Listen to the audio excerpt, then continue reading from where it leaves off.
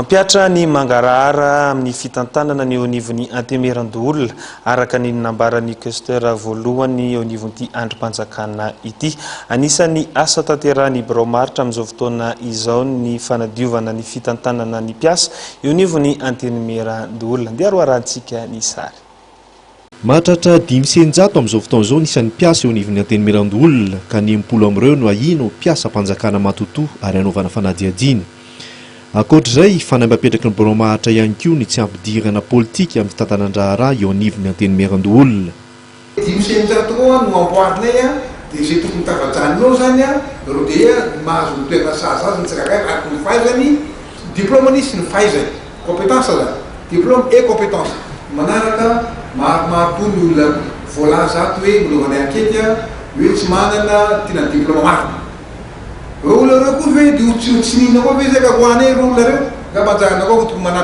Isany koa ny fametrahana birao ny antemeran-doolona any amin'ny faritany ary isy ny famindrana mpiasa sasany any amin'izany. Mikasika ny vola ampiasaina antemeran-doolona raha 20 miliara ariary no nitakiana antemeran-doolona entina ampiasana amin'ny fampandehanan-draharaha sy fampiasam-bola dia nijanona ho 5.4 miliara ariary zany no azon'izy ireo. Ary kely dia kely ny fampiasam-bola afaka ataon'ity androm-panjakana ity. Resaka raha-bola, raha teti-bola, budget resana zany dia tsara fantarinareo fa izahay tao amin'ny Sénat dia manana budget na 15 milliards 467 millions euro. 15 milliards d'ariary zay budgetnay olona eninjato reo miampy ny assistant parlementaire.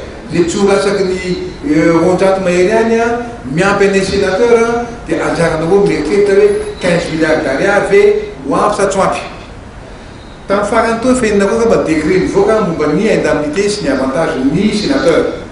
Ireo dia tsorina aminareo fa tsy mahatratra tely-tapiso ariary koriny tsy mahatratra zany koriny ny karamany flou ny antemeran-doolona. Maika zany fa mipiaraka aminy zany tsy misy ambany. Karama ambany zany karamato tsy karama matorana ato. Io vola io raha samy mahafaritra ny fahasarotan'ny mpiainantsika amintsika rehetra zao dia efa tsorina aminareo koa fa dia miala posy tsy misy vola azony hatramin'izao. Miala posy daholo ny anato ary tena tsisy fampirenena vola ato satria ny lalàna dia milaza mihitsy hoe tsy azo atao manao régularisation zany. Lalàna dia miteny hoe tsy maintsy mandeha appel d'offre etsetera ka miasa tsy maintsy mitohy. Nisy atakely karakarainay ho anareo rehefa avy eo mbola mitsosanay io aleo dia misorona aminareo. Politikan'ny fitsitsina no ampiarina eo anivon'ny antemeran-doolona ho ny questeur voalohany saingy fitantanana madio ary ao anatin'ny mangarahara no ampiarina. Ny tanjona dia ho fitaratra ny fitantanana eo anivon'ny antemeran-doolona.